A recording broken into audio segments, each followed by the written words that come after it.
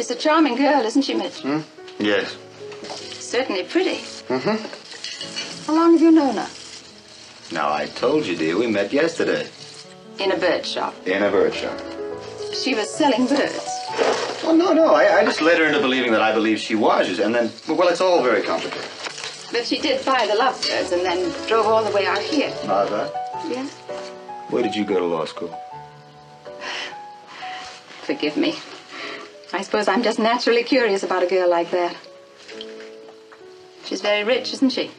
Yeah, I suppose so. The father's part owner of one of the big newspapers in San Francisco. You'd think he could manage to keep her name out of print.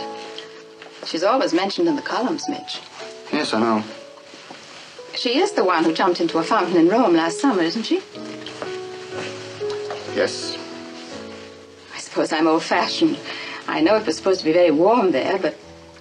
Well, actually, the newspaper said she was naked. Yes, I know, dear. Of course, it's none of my business, but when you bring a girl like that... Darling, Yes? I think I can handle Melanie Daniels by myself. Well, as long as you know what you want, Mitch. I know exactly what I want.